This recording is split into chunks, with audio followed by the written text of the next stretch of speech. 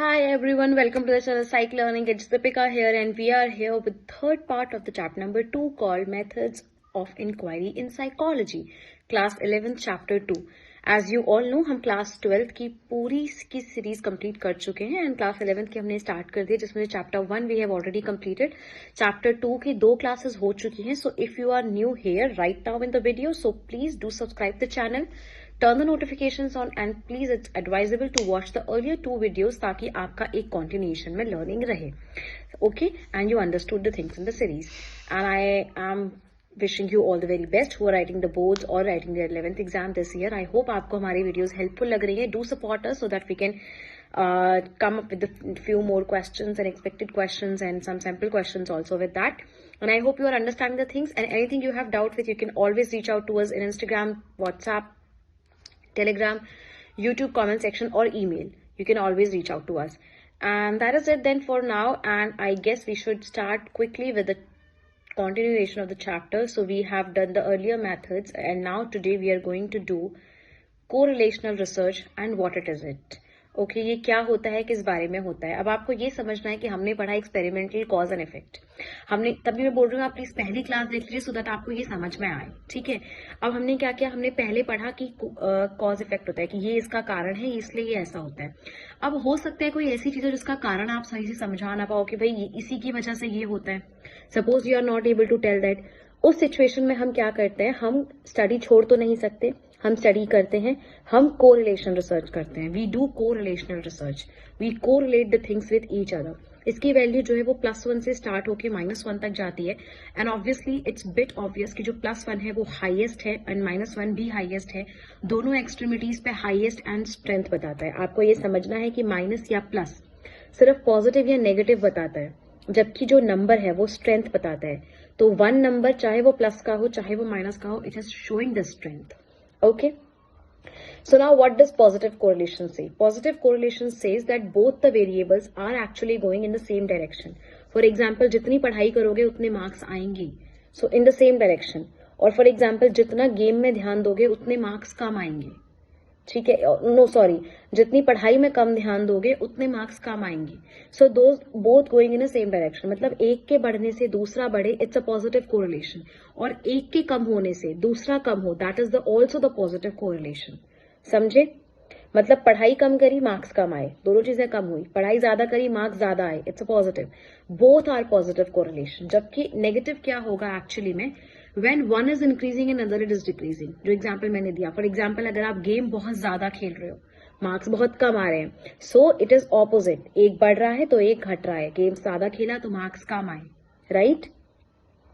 पढ़ाई कम करी तो आपका जो टीवी या उन सब में आपका गेम में ध्यान है वो ज्यादा गया. सो डेफिनेटली आपने पढ़ाई में कम ध्यान दिया बट आपने गेम्स में ज्यादा ध्यान दिया. So it's opposite.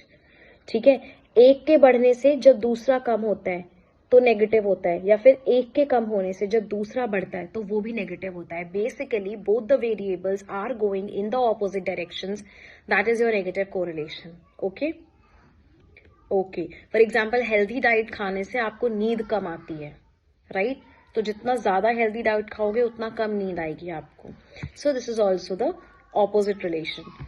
And the last is your zero correlation, when there is no relation. It's like what is your relation between your shoe size and your intelligence? What's the relation between your weight and your intelligence, your height or your personality? There is no correlation between your physical features and any psychological features for that matter. I hope you understand this thing. समझ आ रहा है? आपकी कितनी height है ये define नहीं करेगा कि आपका क्या इंटेलिजेंस है. आपका कितना वेट है वो डिफाइन नहीं करेगा कि आपका क्या इंटेलिजेंस है. That is your zero correlation. Right, I hope this is clear. Any doubt you have in the correlation thing, you can always reach out to us to ask. Let's move on. We will do survey research. Survey research has to do with your लोगों से पूछना है, लोगों का पोल लेना है, बहुत सारे लोगों के बारे में हम जब एक जानना चाहते हैं. That is a survey research. देखो एग्जाम्पल यहाँ पे लिखा हुआ है सर्वे मेथड का कि आउटलुक साप्ताहिक में जो है एक मैगजीन में लिखा गया, स्टडी करी गई मुंबई, कोलकाता, दिल्ली, बेंगलुरु, हैदराबाद में, अहमदाबाद, जयपुर एंड रांची, जहां पर 817 लोगों को 25 से 55 के ग्रुप के लोगों को बीच में जो है वो एक सर्वे दिया गया. उसमें क्वेश्चंस कैसे थे कि क्या आप खुश हो, ठीक है, खुश होने के लिए क्या होना चाहिए, इस तरह से। तो हमने परसेंटेज निकाली कि कितने लोग खुश हैं, कितने लोग खुश नहीं है, कितनों को लगता है कि हम पैसों से खुशी पा सकते हैं, कितनों को लगता है कि हम पैसों से खुशी नहीं पा सकते। ये सारी चीजें उसमें फाइंड की गई। तो ऐसे सर्वे जो है वो लिए जाते हैं, राइट। और इसीलिए हम सर्वे से कॉजल रिलेशन भी निकाल सकते हैं, क्योंकि हमने अभी फाइंड किया ना कि कितनों को लगता है कि पैसा आ जाएगा तो खुशी आ जाएगी। तो पैसा इज कॉजिंग द खुशी, या money is causing the happiness. तो ये भी हम फाइंड कर सकते हैं उसके थ्रू। अब इसके अलावा हम देखें तो इसमें 3 टेक्निक्स होती हैं सर्वे रिसर्च की। पहली टेक्निक है पर्सनल इंटरव्यूज। फॉर एग्जांपल मैं तुम्हारे सामने बैठ के तुमसे पूछ रही हूँ, how do you feeling, what do you do, what is it all about, I am in the person like basis पे मैं तुमसे बात कर रही हूँ, 1-to-1 बेसिस में। That will be your personal interview, और फेस टू फेस बेसिस में। ठीक है, तो इसमें 2 ही लोग होंगे, एक होगा इंटरव्यूअर, एक होगा इंटरव्यूई। तो इंटरव्यूअर होगा जो इंटरव्यू ले रहा है, एंड इंटरव्यूई है जो एक्चुअली इंटरव्यू दे रहा है, जो बता रहा है चीजें कि क्या कैसे हैं आंसर, जो भी है। ऑल्सो अब जो इंटरव्यूज होते हैं वो भी अलग अलग तरह के हैं। वन यू हैव स्ट्रक्चर्ड और standardize, then you have unstructured और नॉन स्टैंडर्डाइज। तो जो स्ट्रक्चर्ड है या जो स्टैंडर्डाइज्ड है उसमें क्या है, उसमें क्वेश्चंस पहले से सेट है। आपने लाइन से सारे 1 2 3 4 5 6 7 8 9 क्वेश्चंस बना लिए हैं, एंड यू आर लाइक मुझे यही पूछना है। लेकिन अनस्ट्रक्चर्ड या नॉन स्ट्रक्चर्ड में क्या होता है, आपको बस पता होता है कि हाँ बात करनी है, कुछ ऐसा सेट नहीं होता कि आपको इसके बाद ये क्वेश्चन, इसके बाद ये क्वेश्चन पूछना है। उसे हम कहते हैं अनस्ट्रक्चर्ड या फिर नॉन स्टैंडर्डाइज्ड क्वेश्चन है। I hope this is clear.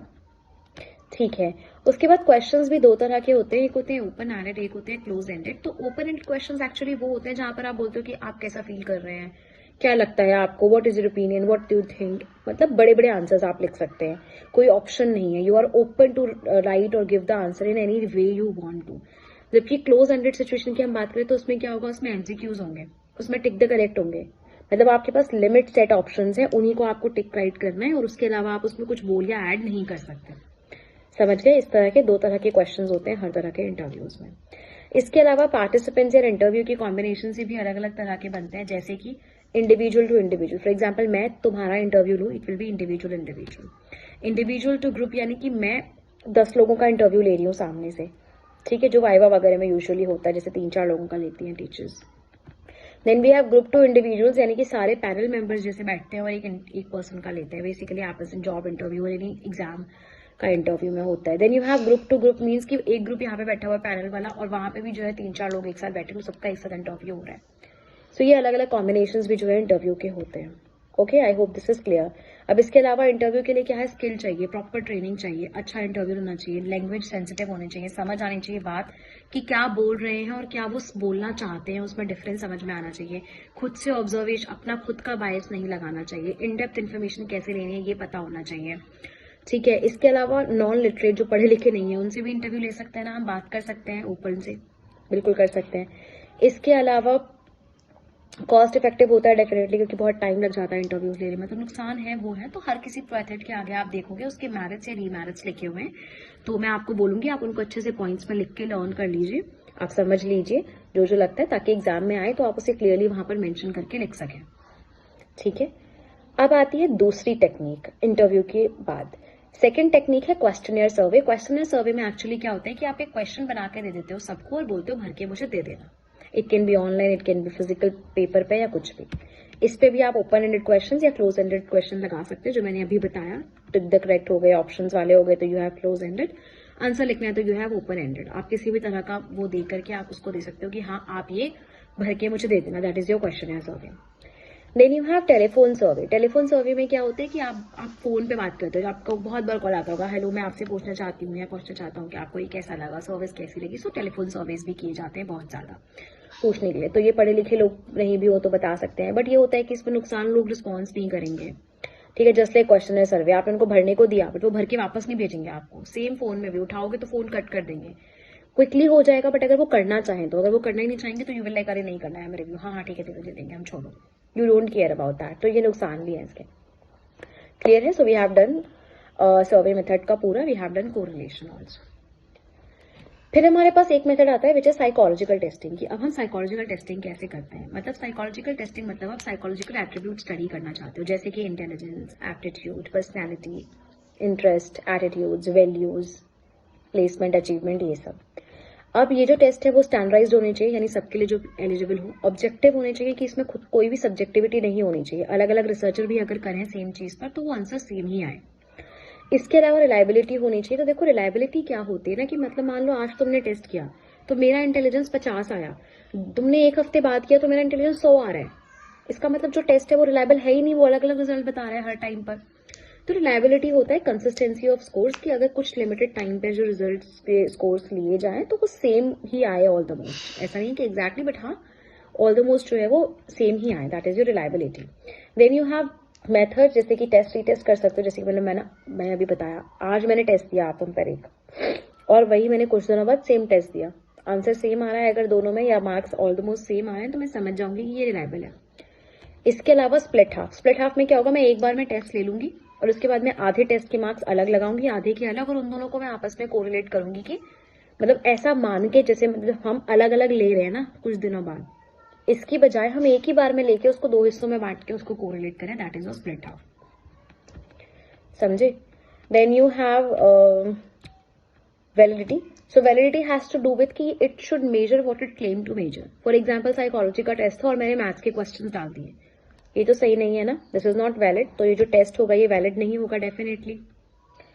इसके अलावा यू हैव नॉर्म, तो नॉर्म्स बनाने बहुत जरूरी होते हैं किसी भी टेस्ट के लिए। फॉर एग्जाम्पल जैसे कि आप बोलो कि अगर आपके इतने मार्क्स आएंगे तो आप इतनी पर्सनैलिटी के हो, इतनी इंटेलिजेंस के हो, उसे करने के लिए, उसे बताने के लिए आपके नॉर्म्स जो है वो सेट होने चाहिए। ये तीनों चीजें किसी भी टेस्ट की, साइकोलॉजिकल टेस्ट की होनी चाहिए before conducting the research. I hope समझ में आ गया, बहुत सिंपल सिंपल टर्म्स है बट इंपॉर्टेंट है, एग्जाम में आएंगे, साइकोलॉजिकल टेस्टिंग में आएंगे। लाइबिलिटी नॉर्म्स की अलग से भी डेफिनेशन आती है, सो आपको उस हिसाब से भी उसको लर्न करना, ठीक है। Okay then let's move on, हम एक और आसान सी चीज करते हैं कि टेस्ट के टाइप्स क्या होता है, ठीक है, किस किस तरह के टेस्ट होते हैं। अब पहला हो गया वर्बल टेस्ट, जिसमें लैंग्वेज का इस्तेमाल हो रहा है। फिर हो गया नॉन वर्बल टेस्ट, जिसमें लैंग्वेज का इस्तेमाल नहीं हो रहा, जो पढ़े लिखे नहीं है वो भी दे सकते हैं। देन यू हैव परफॉर्मेंस, जिसमें आपको खुद से कुछ करना है, ठीक है। तो आप समझो वर्बल में किसी भी तरह की भाषा का प्रयोग होता है, चाहे वो बोलकर हो या चाहे वो लिख कर हो। नॉन वर्बल में सिंबल्स का इस्तेमाल होता है, भाषा की जरूरत नहीं है, पढ़े लिखे नहीं हो तो भी कर सकते हो, लेकिन वर्बल के लिए पढ़ना लिखना आना चाहिए। Performance is actually you have to perform, जैसे आपको ब्लॉक्स दे दिया, आपको बोल रहा है ऐसे सेट बना के दिखाओ, you are doing performance test, ठीक है, आपको करने को दिया है। देन यू हैव इंडिविजुअल और ग्रुप टेस्ट। एक टेस्ट होता है जो कि आप इंडिविजुअल किसी इंसान पे लगा सकते हो, बस एक बार में एक पे ही लगा सकते हो, फिर उसके बाद दोबारा पे, मतलब ऐसे नहीं कि लगा नहीं सकते, लगा सकते हो बट एक बार ही में एक पे लगा सकते हो, that is your individual test. जबकि जो ग्रुप टेस्ट है वो ऐसा होता है कि आपने एक बार में 10 लोग 15 लोगों को दे दिया and then you can get the result, समझ गए। Then you have speed and power test. So speed test has to do with कि आपका टाइम लिमिट है कि 10 मिनट में आपको ये करना है, you need to check your speed. Questions बहुत मुश्किल नहीं है बट टाइम से करना है। Then you have power test, is basically जहां पर टाइम इतना नहीं है बट काम आपको सही करके देना है, क्वेश्चंस मुश्किल है जिसके लिए टाइम आपको मिलेगा बट देखना है कि आपका एप्टीट्यूड क्वालिटी कितनी है, ठीक है। तो this is your power test, इसमें क्या होता है डिफिकल्टी लेवल बढ़ता जाता है इस तरह से, ठीक है। So this is what we do and हाँ, सो फॉर एग्जाम्पल अगर आप एक आइटम दो आइटम नहीं कर पाए तो उसका अगला आइटम आप उसमें नहीं कर पाओगे, समझ गए। तो ये सब टाइप्स होते हैं, we have speed test, power test, we have individual test, group test, we have verbal test, non verbal test and performance test, समझ गए। तो ये सारे जो टेस्ट होते हैं ये होते हैं। अब साइकोलॉजिकल टेस्टिंग में क्या होता है ना, आपको ये समझना है कि अब हमने बता दिया कि ये स्टैंडर्डाइज्ड है, रिलायबल है, वैलिडिटी है, सब कुछ है। तो ये टेस्ट एक्चुअली बन जाते हैं एक बार प्रॉपर मेथड प्रोसेस से एंड देन उसके बाद उनको यूज किया जाता है फर्दर फ्यूचर में, ताकि उसका इस्तेमाल जो है वो उस तरह से हो सके। हर दिन टेस्ट नहीं बनाए जाते हैं, तो ये टेस्ट बहुत स्टैंडर्डाइज्ड होते हैं। अब कैसे होते हैं, फॉर एग्जाम्पल मान लो कि अगर वो एक्सट्रोवर्जन चेक कर रहे हैं तो वो सबका एक्सट्रोवर्जन ही चेक करेंगे, ऐसा नहीं कि किसी में उनका अलग रिजल्ट आ रहा है, किसी में उनका अलग रिजल्ट आ रहा है, तो ऐसा नहीं होगा। तो ये टेस्ट भी जो है वो इस्तेमाल किए जाते हैं डेटा को कलेक्ट करने के लिए, मेथड इंक्वायरी के लिए कि पर्सनैलिटी कैसी है, एप्टीट्यूड कैसा है, अभी हमने पढ़ा कि उन साइकोलॉजिकल फीचर्स के लिए हम इस्तेमाल करते हैं। So I think it's clear. We'll start case study and further chapter in the next part. Till then, stay tuned and what? Do subscribe the channel. Take good care of yourself. Turn the notifications on. All the very best for your exam. And bye bye. Take care. And I hope you understood everything. जो नहीं समझ में आया वो आप हमसे पूछिए please. And wait for the last video or the fourth part of this video so that we can complete the chapter. Stay tuned. Bye bye. Take care.